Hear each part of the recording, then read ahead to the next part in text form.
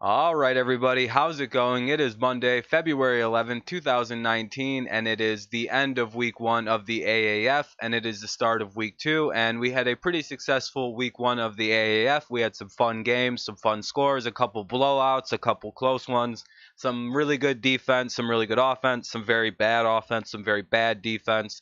And it was exactly what I thought it was going to be, defensive early, then more offense later, as a lot of the games seem to indicate that there was some struggles on offense for most teams early, but by the third, fourth quarter, they seemed to find their groove. At least the teams that scored any points did, and then some of the games were completely defensive, like the Commanders game, which was 15-6. We also seen a big hit in that game, which kind of was a great poster image for the league. A big sack on quarterback Mike Biravici for the San Diego Fleet, number 11. He got drilled by number 54 of the Commanders to kind of give a great first moment for the league, a great highlight for the league to draw in football fans who love that about the old NFL and miss it. They just sucked in a lot of people who were sitting on the fence wondering if this league was going to be worth it, and now they're going to come check it out. And again, my prediction for the league, it's going to be defensive pretty early and then turn into an all offensive league as the year goes on. And we've seen a bit of a microcosm of that as the teams all start. Seemed like it was going to be a very bad offense for all the teams involved. And then by the third and fourth quarter, we've seen points coming pretty quickly and pretty, regularly in some of these games as the offenses grew more comfortable. And I think it'll be more like a bigger version of that as the season goes on. But enough about week one. It was fun. It beat the NBA in ratings in the night, so I'm happy about that. Football is king. Football is back at least till March or till May. So let's do our week two AAF picks. And we start, of course, in Birmingham, Alabama. The date will be 2/16/2019. It's just Saturday. The time will be 2 o'clock p.m. Eastern Standard Time. It'll be on TNT for the television. And if you don't get TNT, you can watch it on the mobile app. You can watch it, somewhere. I'm not live reacting to it. It's a little early, and I don't, whatever. But let's go over who's playing. It'll be the Birmingham Iron, who won 26-0 against the Express in a very, very strong defensive showing by the Iron. Um, and Trent Richardson looked all right in the fourth quarter. He was very slow to get started, and he finally kind of came to life, scored a couple touchdowns to put the game officially, it was already out of reach, but this was the icing on the cake.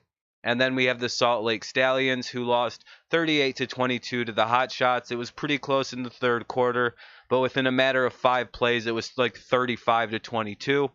And I'm not even joking. It was like 5 plays, like a long pass, touchdown, interception, touchdown, touchdown, and all of a sudden they were down and they lost that game to probably the best team in the league in the Hotshots. So one thing I will say is it's still a little bit too early to like look at who they won and who they lost to and be like, oh yeah, that's a bad team and that's a good team. We don't know if the Iron winning in a shutout was because they're that good, or was the Express that bad? We don't know if it was just a very good team playing a bad team, a team having an off day, and a team just being completely on, better coached, better ready to rise to the situation, to the occasion.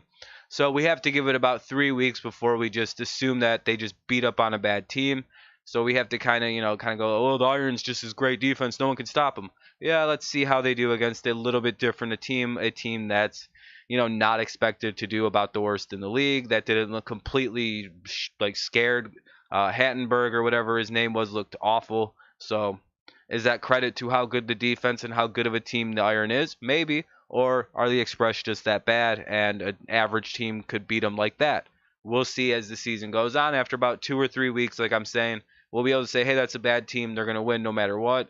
Hey, that's a good team. They're probably going to blow them out. We'll see. It's still too early to do that. So, but we can do eye test, and based on the eye test, the Iron have a not they seem to have a better team than the Stallions. I seem to like what I seen in the Iron. They had a good quarterback play from Perez. They ran the ball pretty well. Their defense was incredible. 3 takeaways, 77 pass yards. I believe going into the third quarter, that was the actual like stats for the Express for passing. So that was incredible. That was great to see. Very good defense, based on the eye test. And then the Stallions, they were playing very good. They were keeping up with what a team with 49 guys who played in the NFL out of 52. In Hotshots, the Hotshots have like the best roster in the league by far. 49 guys have been in the league, and the Stallions were keeping up until they couldn't, and then 5 plays later they were blown out. 38-22 is a blowout, and that happened in about 5 minutes. So I'm wondering, what happened.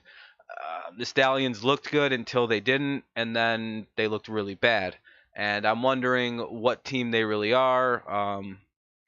So and they're going to be on the road, and based on the eye test, the Stallions aren't as good a team as the Iron. Their offense looked fine, but it kind of fell apart after they got blown out. Um, and the Iron just kind of played good the whole game and didn't slow down. They didn't really show any real weaknesses. They looked good. I couldn't find many faults. They're going to be home. I think that'll also play a big advantage. This is about the only game this week where I'm like, it's pick 'em. Just flip a coin and the home team gets the win because the Iron played a team that's really bad by the optics, or like a really bad team by the looks of things. Um, and the Hotshots are like the best team in the league, so it's hard to look at the Stallions and go, well, they stink. It's like, dude, they played a team that's stacked. Yeah, I like the Iron to win 27-20 in a statement game, kind of against the Stallions. So Iron 27-20. Let's go to the second game of the day on Saturday, which is 2/16/2019. This game will be played at Liberty Bowl Memorial Stadium in Memphis, Tennessee. The time will be 8 o'clock Eastern Standard Time on NFL Network. So, I'll be live reacting to this game. It'll be fun to watch as we have the team with 49 out of 52 guys in the NFL that have been in the NFL with the Arizona Hotshots heading down into Memphis to take on the Express, who lost 26-0 to the Iron, as we mentioned earlier, and looked like the worst team in the league, next to the Legend. At least the Legend have an excuse, like they lost their coordinator before the season started, like 2-3 days before the game came on. Like at least the Legends have that excuse. And Steve Spurrier, the Express lost to the team that was like projected to finish worst in the league at some point. Or I think they might be that team, but like the Iron weren't supposed to do much better, so yikes. And now they have to play host to, by the optics, the best team in the league. Maybe the Apollo look a little bit better, but I think the Apollo's win was based on a bit of circumstance that they lost the coordinator for the Atlanta team, but we'll get to that game in a bit. In this game, there's not really too much to say other than I think the Hotshots are going to blow them out by a rough score of 33-17. The Hotshots defense did give up a fair amount of points, but the Stallions also have a pretty good little offense. The Express showed they had nothing going on against what looks like a very good defense. I'm sorry I'm not using definitive language this early into a season. I just don't know. I'm not super confident in what I'm saying. You have to use you have to use the eye test. So. And based on eye test, this is going to be another pretty big shootout, blowout type game. Unless the Express were just like hiding it and like they figured something out finally. I'm pretty confident in saying that the Hotshots win this game 33-17. They'll be the first road team to win in the AAF. So they'll be the first road win in the league's history. So congratulations on their inevitable win coming. So. They'll probably be 2-0, and I believe the Iron will advance to 2-0 as well this after Saturday. So this is my picks for Saturday. I hope they're all right with everybody. Let's move on to Sunday. And then we have a game that actually looks very, very entertaining and very, very fun. I might live react to this one just because it's two 1-0 teams, two teams that have a lot of question marks. Two teams that won pretty convincingly on their defense, not on their well, obviously the Apollos won on their offense, but their defense was really, really good. The Commanders' offense was supposed to be really, really good, but kind of fell flat, but their defense was incredible. And we have the Sunday games, so this game will be in the Alamo Dome in San Antonio, Texas. The time is 4 o'clock Eastern Standard Time. It'll be on the CBS Sports Network, and it, of course, as already kind of alluded to, the San Antonio Commanders play host to the Orlando Apollos. And the Apollos won 40-6 against the Legends, and the Commanders won 15-6 against the Fleet this weekend. So both teams, undefeated teams, both, you know, pretty good. Based on the eye test, the offense of the Commanders looked inconsistent. They looked like they stalled out a lot. I don't know if that's kudos to the Fleet defense or if it's just maybe the Commanders' offense is a little overrated coming out of the preseason. Um, their defense was very good. 3-4 takeaways. I think they had three. I know they had three interceptions. They might have had a fumble recovery as well. If not, just three takeaways, maybe four. Um, they also had a very, very commanding, presence on sacking the quarterback, 6 sacks, including that big hit I talked about earlier in the video. Um, but again, their offense looks really shaky. On the other side of the coin, we see the Apollos looked very good on offense. They ran the Orlando special. Their quarterback made that, he caught a touchdown. Very, very cool. Their defense completely dominated the Legends, even though that was kind of circumstantial because Michael Vick, supposed to be the offensive coordinator for Atlanta, I believe left the team like 2-3 days before this game took place. So, you kind of got that working against you if you're the Legends. But regardless, you still should have scored more than 6 points. So I think based on the eye test, the Apollos are a far better team. They have a very consistent offense, consistent defense, and the Commanders never really found rhythm on offense. They found a great rhythm on defense, but I don't think that's going to mean much when you can't score any points. Um, and the Apollos can put points up and they can stop you from scoring. And when you look at that, say this game's a close defensive battle, I like a team that proved they can at least put the ball up consistently in the end zone against a team that struggled. So even though this game's at home, that's why the score is a lot closer than, like 7 point win. I think it'll be about a 3 point win for the Apollos. The home field will make small difference, but the inconsistencies on offense versus the consistencies on all sides of the ball for the Apollos, based on the early eye test, I think the Apollos win this game 25-22. Again, looked more consistent. The Apollos did early eye test. Commanders good on defense, shaky offense.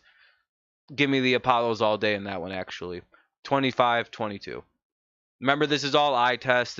I'm going to wait 2 or 3 more weeks, and then I'll make definitive. Yeah, this is a good team. This is a bad team. Well, hell yeah. All right. Last game of the weekend will be played at SDCCU Stadium, which is, I think, San Diego Credit Union Stadium in San Diego, California. The game will be 8 o'clock p.m. Eastern Standard Time on NFL Network. I won't be live reacting to this one. I'll be doing the 4 o'clock game. And it features the San Diego Fleet and the Atlanta Legends. Both teams are 0-1, with the Atlanta losing very embarrassingly 40-6 to the Apollos, and the Fleet, as aforementioned, lost 15-6 to the Commanders. Both teams have a lot of questions. The Fleet, again, they lost Josh Johnson. They have some questions at quarterback. Mike Martz, he's gonna have to find something to fix that little situation he's got. Hopefully they plan better, they play a little bit better. They're running into a team with not as strong a defense as the Commanders. They're gonna be at home, so they're not gonna have to worry about maybe giving up 6 sacks, like giving up the ball 4 times.